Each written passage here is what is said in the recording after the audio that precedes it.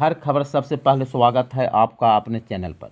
दिन की बड़ी खबर हम बताएंगे शाम के 7:30 पर। देश और विदेश की, कुछ खेल की और व्यापार की। तो चलिए शुरू करते हैं। समाचार रेडियो की तरह रहेगा। महाराष्ट्र निकाय चुनाव में भाजपा प्लस प्रचंड जीत की ओर। महाराष्ट्र में बीएमसी समेत 29 महानगर पालिकाओं में अधिकांश में भाजपा उनके सहयोगियों ने बड़ी बढ़त हासिल की है। मुंबई, पुणे, नागपुर, नासिक में भाजपा ने जीत हासिल की है। भाजपा ने मुंबई पर अपना कब्जा जमा लिया है और काफ़ी लंबे अरसे से बाद भाजपा पहली बार बीएमसी में सबसे बड़ी पार्टी बनकर उभरी है। वहीं लातूर में कांग्रेस अपनी लाज बचाने में सफल रही। कांग्रेस ने लातूर में 70 में से 43 सीटों पर जीत दर्ज की है। 15 जनवरी को 2869 वार्ड पर वोटिंग हुई थी। आज उनके नतीजे घोषित किए जा रहे हैं। महाराष्ट्र के बीएमसी समेत 29 महानगर पालिकाओं के चुनाव में भाजपा सहयोगियों को बड़ी जीत मिलती दिखाई दे रही है। भाजपा सबसे ज़्यादा वार्डों में बढ़त लेकर पहले नंबर पर है, तो शिवसेना शिंदे दूसरे नंबर पर हैं। प्रधानमंत्री नरेंद्र मोदी शनिवार को असम के 2 दौरे पर जाने वाले हैं। यहाँ वे 2 अमृत भारत ट्रेनों को हरी झंडी दिखाएंगे। इससे पहले 20 दिसंबर को 2 दिवसीय दौरे पर असम आए थे।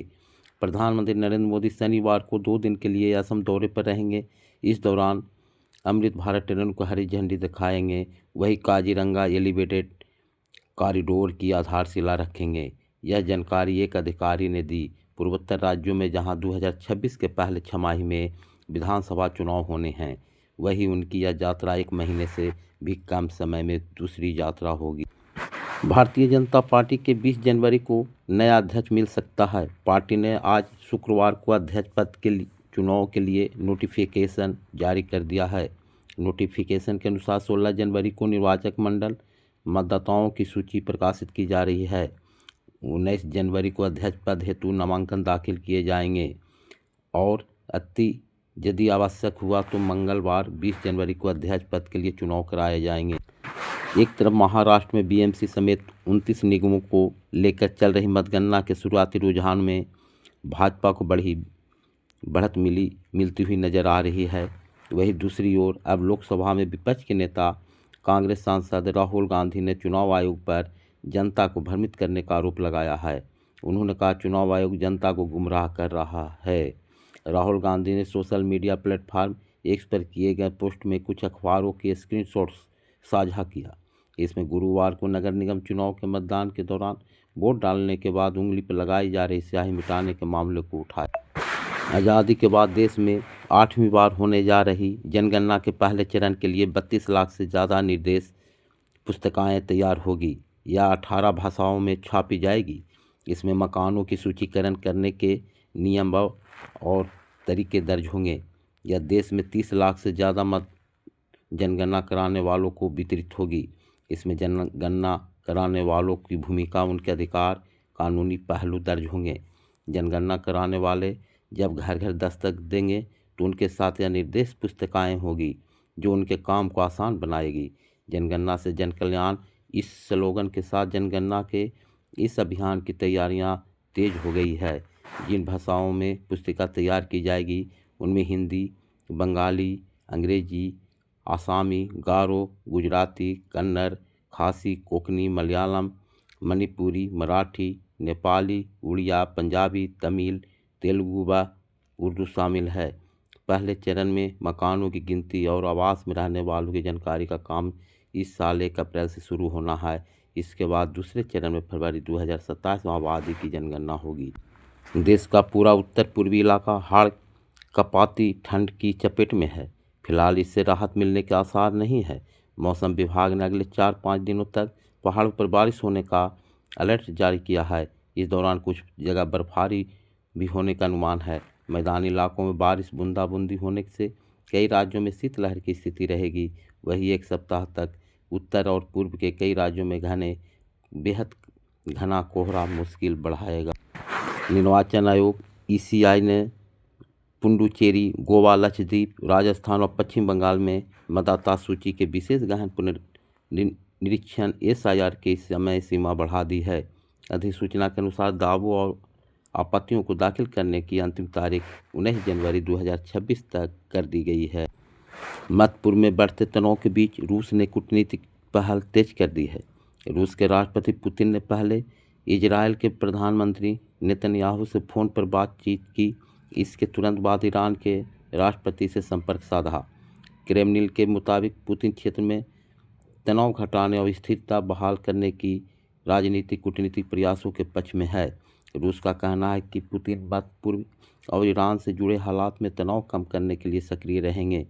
क्रेमलिन के प्रवक्ता दिमित्री पेस्कोव ने बताया कि पुतिन क्षेत्रीय हालात को शांत करने की दिशा में प्रयास जारी रखेंगे। इससे पहले पुतिन ने नेतन्याहू से बातचीत में रूस की मध्यस्थता की पेशकश भी रखी। कहा कि सुरक्षा व स्थिरता के लिए राजनीति रास्ता ही बेहतर विकल्प है। बांग्लादेश में हिंदू अल्पसंख्यकों पर हमले की घटनाएं नहीं थम रही है। कट्टरपंथी खुलेआम हिंदुओं को निशाना बना रहे हैं। ताज़ा मामले में एक हिंदू शिक्षक के घर में आग लगा दी गई। घटना बांग्लादेश के सिलहट जिले के गोवाइन घाट इलाके की है, जहां शिक्षक वीरेंद्र कुमार के घर को आग के हवाले कर दिया गया। अमेरिका ने बड़ा फैसला लेते हुए 75 देशों के वीज़ा पर रोक लगा दी है। इस सूची में पाकिस्तान का नाम भी है शामिल। पाकिस्तान ने गुरुवार को उम्मीद जताते हुए कहा, अमेरिका जल्द ही वीज़ा प्रोसेस शुरू करेगा। वह अमेरिका के इस फैसले को केवल आंतरिक समीक्षा का हिस्सा मानता है। विदेश मंत्रालय के प्रवक्ता ताहिर अंदराबी ने उम्मीद जताई कि अमेरिका वीज़ा प्रोसेस जल्दी ही शुरू करेगा। उन्होंने कहा, हम और जानकारी हासिल करने के लिए अमेरिकी अधिकारियों के संपर्क में हैं। यह एक नई खबर है जिस पर हम नज़र रख रहे हैं। रूस ने जासूसी के आरोप में एक ब्रिटिश राजनयिक को देश छोड़ने का आदेश दिया है। रूस की सुरक्षा एजेंसी AFSB ने दावा किया कि राजनयिक ब्रिटिश खुफिया एजेंसी के लिए काम कर रहा था। हालांकि कोई सबूत पेश नहीं किया गया। ईरान में सत्ता विरोधी प्रदर्शनों को कुचलने के लिए खामनेई शासन ने दमन के हर संभव तरीके अपनाए हैं। प्रदर्शन करने वाले सैकड़ों लोगों को फांसी देने की संभावना है। वही हजारों की संख्या में लोग गिरफ्तार भी किए गए हैं। इस बीच ट्रंप प्रशासन ने दावा किया है कि ईरान में कल होने वाली 800 फांसी की सजाओं को अब अमल पर रोक लग गई है। व्हाइट हाउस की प्रेस व्यक्ति सचिव कैरोलिन लेविट ने ईरान के मुद्दे पर बयान जारी किया। उन्होंने कहा, राष्ट्रपति डोनाल्ड ट्रंप और उनकी टीम ने ईरानी शासन को यह संदेश दिया है कि अगर हत्याएं जारी रही तो इसके गंभीर परिणाम होंगे। उन्होंने कहा कि राष्ट्रपति ट्रंप को आज पता चला है कि कल होने वाली 800 फांसी की सजाएं रोक दी गई है। ईरान ने बुधवार को कुछ घंटों के लिए अपना एयर स्पेस बंद कर दिया था। हालांकि बाद में एयर स्पेस को फिर से खोल दिया गया। हालांकि इसके बावजूद यूरोपीय एयरलाइंस ईरान के एयरफेस का इस्तेमाल नहीं कर रही है। अफगानिस्तान और मध्य एशिया के ऊपर वाले रूट से उड़ान भर रही है। ईरान में विरोध प्रदर्शन के चलते भारी तनाव है। अमेरिका से भी तानातानी जारी है।